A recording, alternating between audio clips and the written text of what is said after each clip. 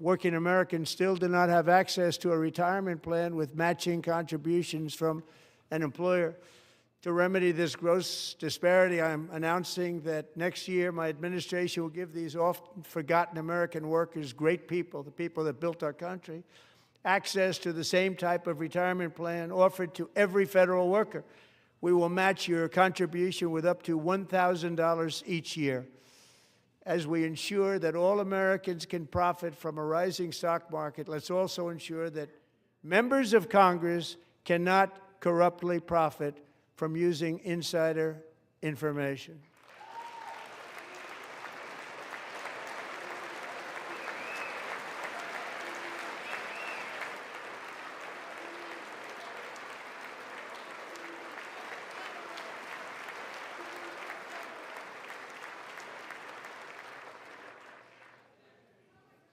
They stood up for that. I can't believe it. I can't believe it. Did Nancy Pelosi stand up if she's here? Doubt it. Pass the Stop Insider Trading Act without delay.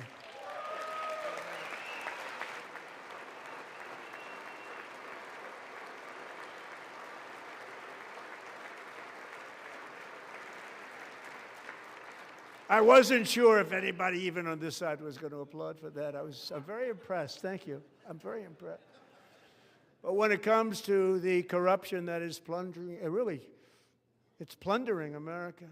There's been no more stunning example than Minnesota, where members of the Somali community have pillaged an estimated $19 billion from the American taxpayer. Oh, we have all the information.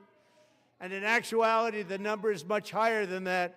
And California, Massachusetts, Maine, and many other states are even worse. This is the kind of corruption that shreds the fabric of a nation, and we are working on it like you wouldn't believe. So tonight, although started 4 months ago, I am officially announcing the war on fraud to be led by our great Vice President, J.D. Vance.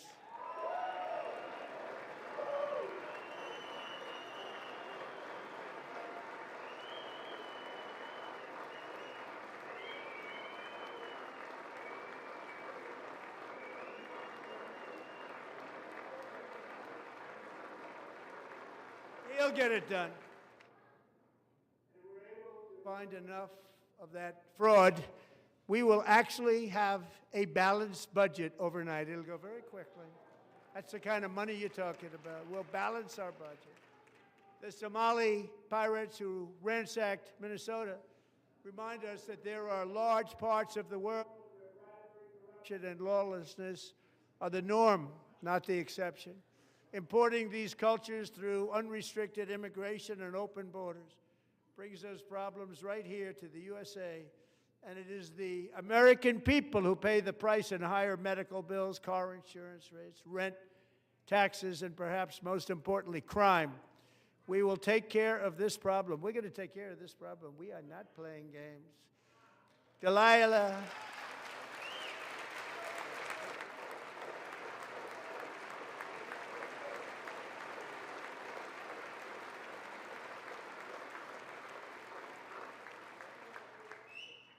Delilah Coleman was only 5 years old in June 2024 when a 18-wheel tractor trailer plowed into her stopped car traveling at 60 miles an hour or more. The driver was an illegal alien let in by Joe Biden and given a commercial driver's license by open borders politicians in California. Doctors said Delilah would never be able to walk or talk, have a good life. She wouldn't even be able to eat again. But against all odds, she is now in the first grade learning to walk. And she's here this evening with her dad, Marcus, a fantastic man. Delilah, please, you are a great inspiration. Please stand up.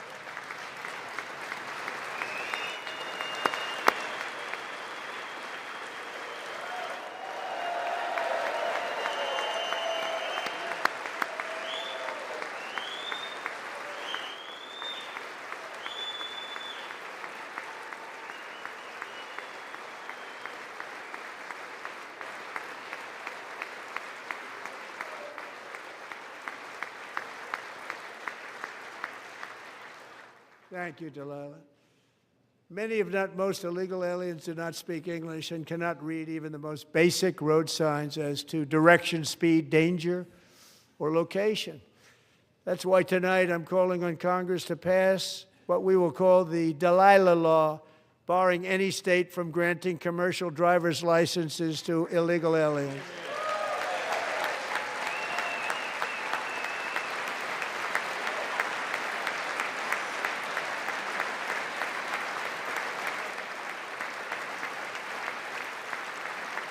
And yesterday, as you probably saw at the White House, I hosted a ceremony with Americans who lost their treasured loved ones to the scourge of illegal immigration. People came into our country, how we allowed this to happen with our open borders.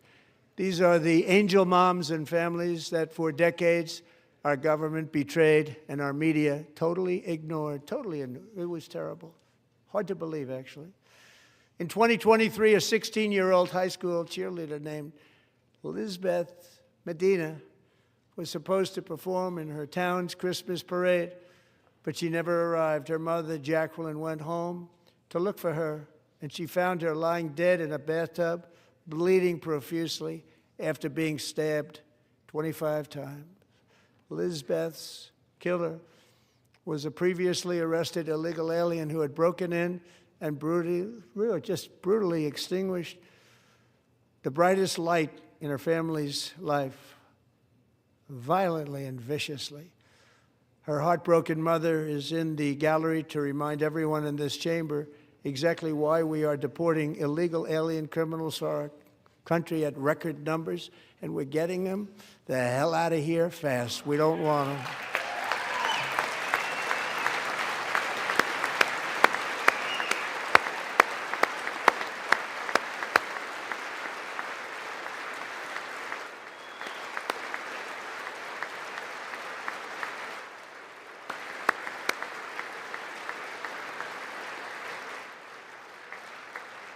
Thank you very much, Jacqueline. Thank you. We can never forget that many in this room not only allowed the border invasion to happen before I got involved, but indeed they would do it all over again if they ever had the chance. If they ever got elected, they would open up those borders to some of the worst criminals anywhere in the world. The only thing standing between Americans and a wide open border right now is President Donald J. Trump and our great Republican patriots in Congress. Thank you. Thank you.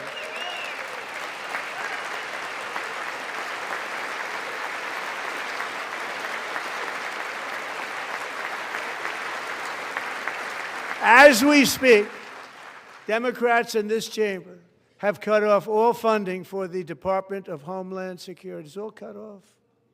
It's all cut off. They have instituted another Democrat shutdown, the first one costing us 2 points on GDP. 2 points we lost on GDP, which probably made them quite happy, actually. Now they have closed the agency responsible for protecting Americans from terrorists and murderers. Tonight I'm demanding the full and immediate restoration of all funding for the border security, homeland security of the United States, and also for helping people clean up their snow.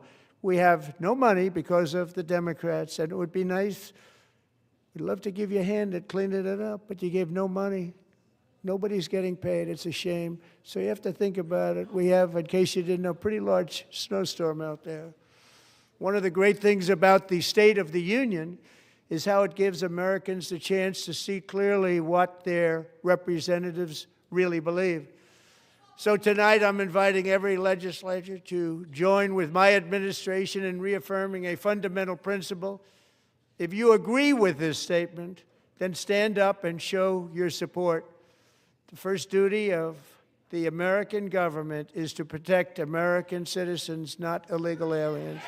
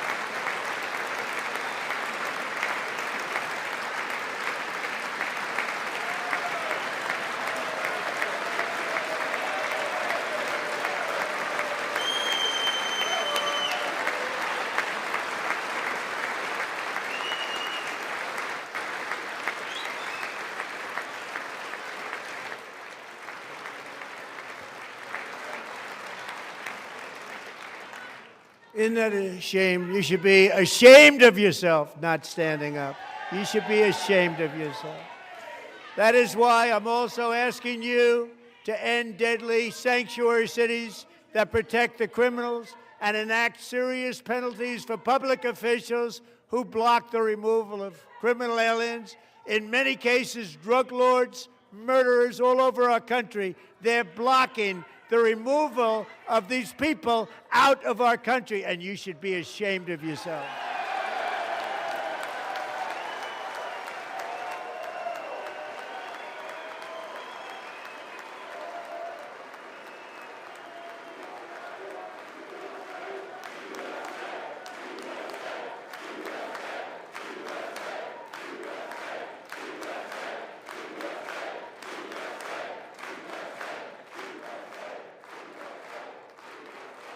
And perhaps most importantly, I'm asking you to approve the Save America Act.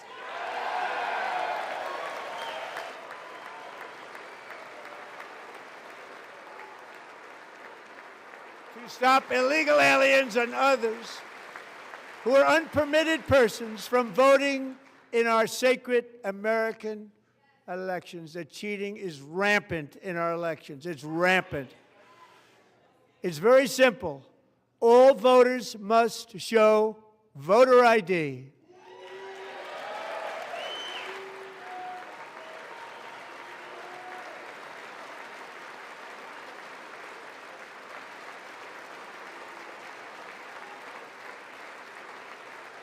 All voters must show proof of citizenship in order to vote.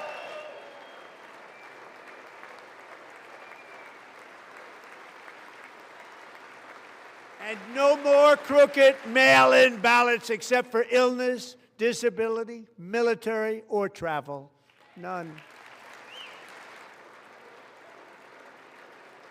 And this should be an easy one. And by the way, it's polling at 89%, including Democrats, 89%.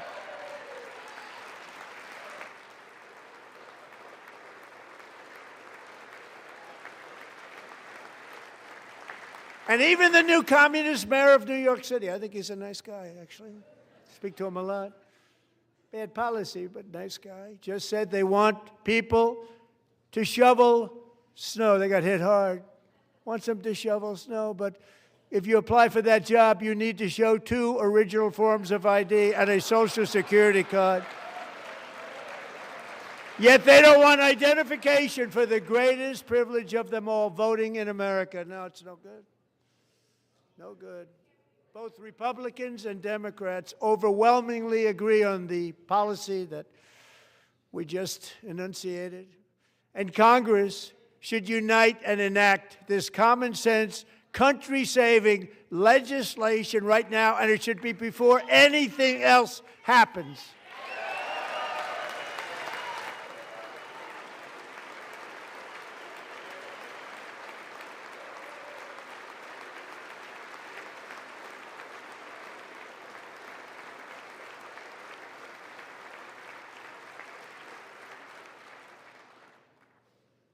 And the reason they don't want to do it, why would anybody not want voter ID? One reason, because they want to cheat. There's only one reason. They make up all excuses. They say it's racist. They come up with things you almost say, what imagination they have. They want to cheat. They have cheated. And their policy is so bad that the only way they can get elected is to cheat. And we're going to stop it. We have to stop it, John.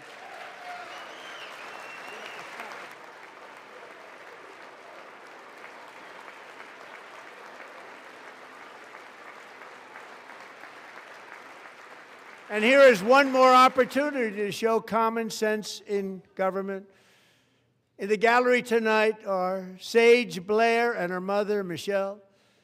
In 2021, Sage was 14 when school officials in Virginia sought to socially transition her to a new gender, treating her as a boy and hiding it from her parents. Hard to believe, isn't it? Before long, a confused Sage ran away from home after she was found in a horrific situation in Maryland A left-wing judge refused to return Sage to her parents because they did not immediately state that their daughter was their son. Sage was thrown into an all-boys state home and suffered terribly for a long time. But today, all of that is behind them because Sage is a proud and wonderful young woman with a full-ride scholarship to Liberty University. Sage and Michelle, please stand up.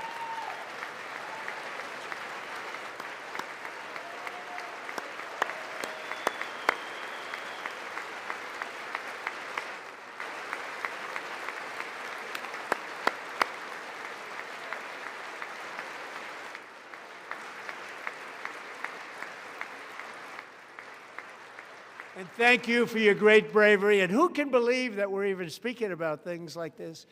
15 years ago, if somebody was up here and said that, they'd say, what's wrong with him? But now we have to say it because it's going on all over numerous states without even telling the parents. But surely we can all agree no state can be allowed to rip children from their parents' arms and transition them to a new gender against the parents' will. Who would believe that we're even talking about this? We must ban it, and we must ban it immediately.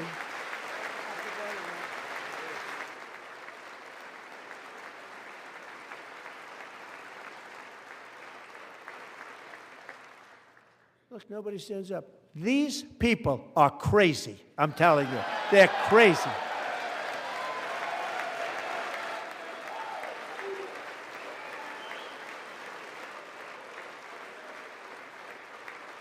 Amazing, incredible.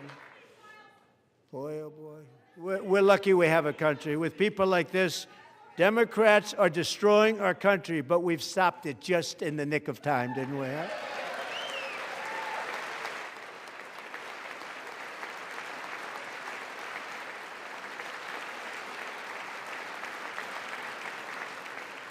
No one cares more about protecting America's youth than our wonderful First Lady, now a movie star. She's a movie star. Can you believe it? Who would have believed that? Over the past year, she has had an incredible impact championing AI legislation, advancing a landmark executive order on foster care, and helping secure $30 million to launch the Melania Trump Foster Youth to Independence Initiative. It's a tremendous, really a tremendous thing that happened and had a lot of bipartisan support. She gets much better bipartisan support than I do. I get none. She gets a lot. Someday you're going to have to tell me how you did that. And students and educators in every state have joined the First Lady's efforts in the presidential AI challenge, keeping America's next generation positioned to succeed and strongly succeed in the future. Tonight, we welcome two young people whose lives reflect the First Lady's impact, Sierra Burns and Everest Nevermont. Thank you both, and Melania, thank you. I know how hard you worked on it. Thank you very much.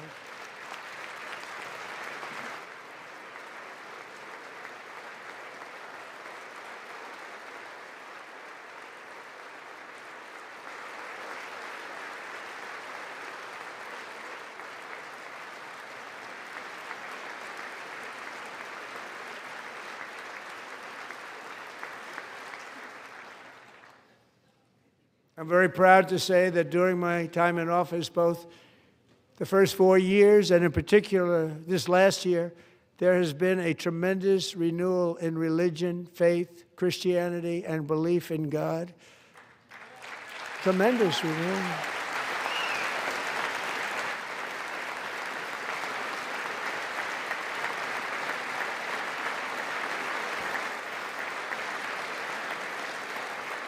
This is especially true among young people, and a big part of that had to do with my great friend, Charlie Kirk, a great guy, great man.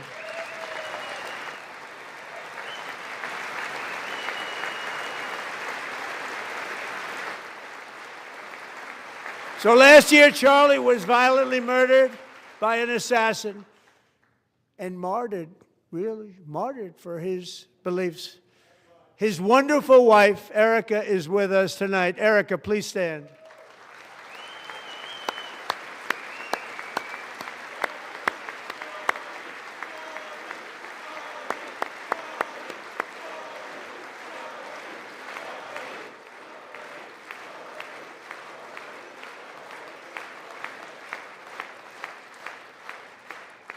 Thank you, Erica. Been through a lot.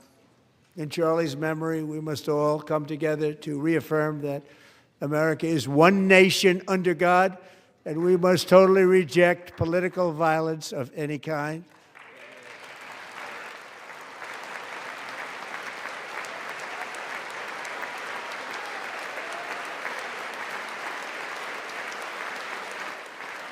We love religion, and we love bringing it back, and it's coming back at levels that nobody actually thought possible. It's really a beautiful thing to see. Above all, unleashing America's promise requires keeping our communities safe.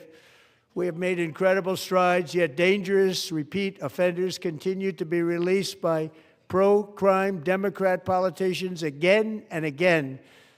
We are honored to be joined tonight by a woman who's been through hell, Anya Zarutska.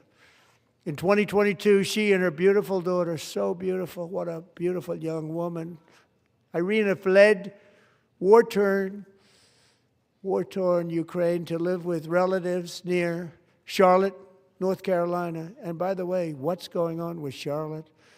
Last summer, 23-year-old Irina was riding home on the train when a deranged monster who had been arrested over a dozen times and was released through no cash bail, stood up and viciously slashed a knife through her neck and body. No one will ever forget. There were people on that train. No one will ever forget the expression of terror on Irina's face as she looked up at her attacker in the last seconds of her life. She died instantly. She had escaped a brutal war only to be slain by a hardened criminal set free to kill in America, came in through open borders. Mrs. Zarutska, tonight I promise you we will ensure justice for your magnificent daughter, Irina.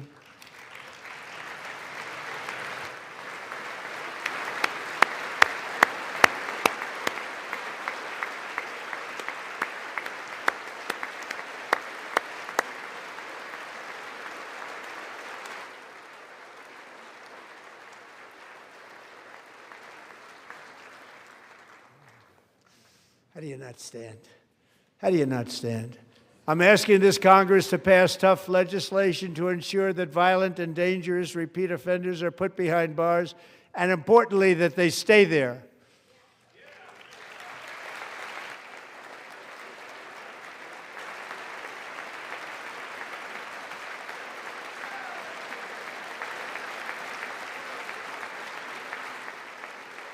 Starting last summer, I deployed our National Guard and federal law enforcement to restore law and order to our most dangerous cities, including Memphis, Tennessee, big success, New Orleans, Louisiana, big success, and our nation's capital itself, Washington, D.C., where we have almost no crime anymore in Washington, D.C. How did that happen?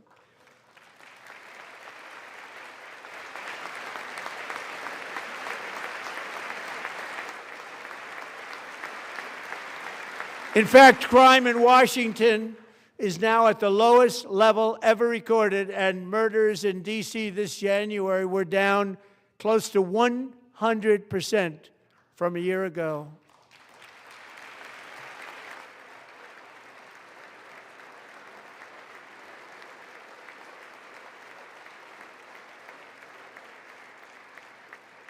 They don't like to hear that. One of the brave service members who helped achieve this stunning turnaround was 20-year-old West Virginia Army National Guard Specialist Sarah Beckstrom. After a 4-month deployment, she voluntarily extended her service, and her rank was going to be lifted. She was doing so well. They were so proud of her. But the very next day, she was on patrol near the White House when she was ambushed and shot in the head by a terrorist monster from Afghanistan. Shouldn't have been in our country. And all because she wore the uniform of our nation, she was shot. He traveled here because he didn't like people wearing our uniform. He was sick and deranged, shouldn't have been in our country. Sarah Beckstrom died in order to defend our capital, and we are honored to be joined by her wonderful parents, Gary and Evalie. Your daughter was a true American patriot, and she will be greatly missed. She was a great person. I saw reports on her. They've never seen anything like it.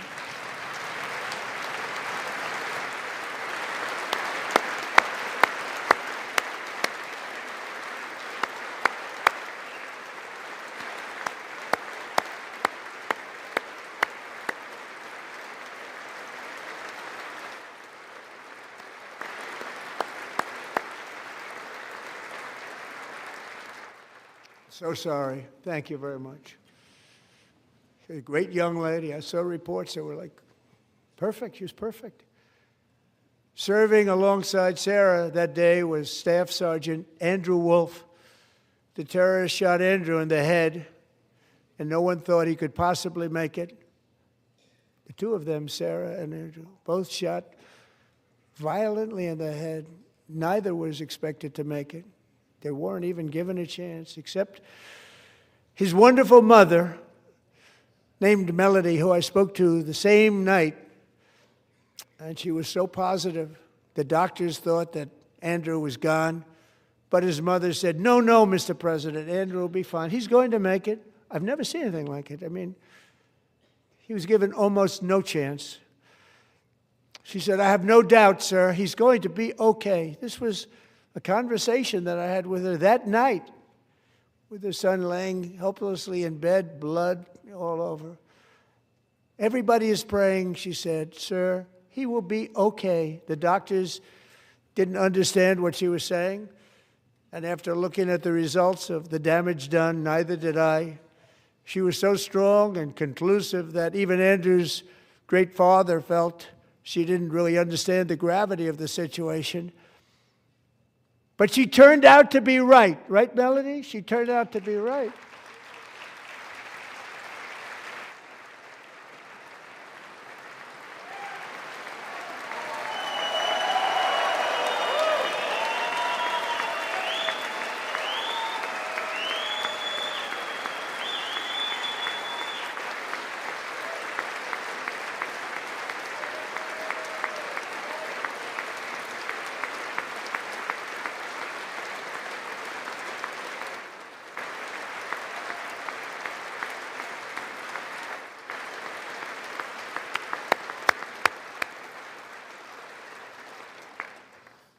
Amazing, actually.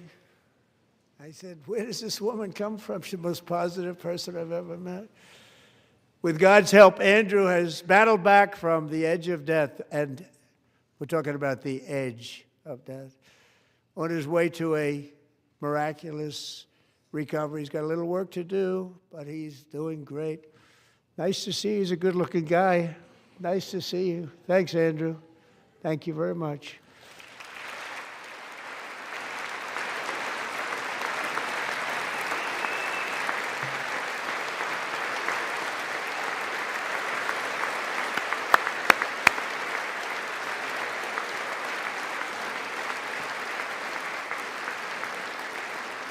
So, Andrew, while you're up, now I'm going to ask a highly respected General James Seward to present Staff Sergeant Andrew Wolf and the great family of Sarah Beckstrom with the award created by our late, great President George Washington himself. It's called the Purple Heart.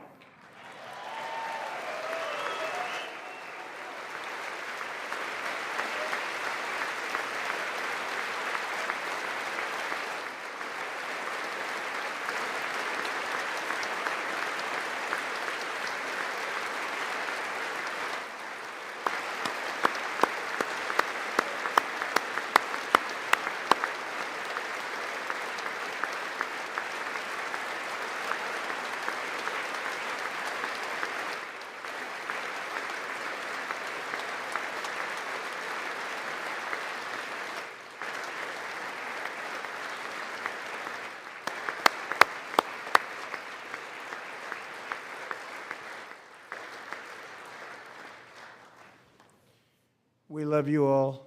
Love you. We're proudly restoring safety for Americans at home, and we are also restoring security for Americans abroad. Our country has never been stronger. My first 10 months, I ended 8 wars, including Cambodia. Isn't it funny? Sick people. Cambodia and Thailand, Pakistan and India would have been a nuclear war. 35 million people, said the Prime Minister of Pakistan, would have died if it were not for my involvement. Kosovo and Serbia, Israel and Iran, Egypt and Ethiopia, Armenia and Azerbaijan, the Congo and Rwanda, and of course the war in Gaza, which proceeds at a very low level. It's just about there. And I want to thank Steve Witkoff and Jared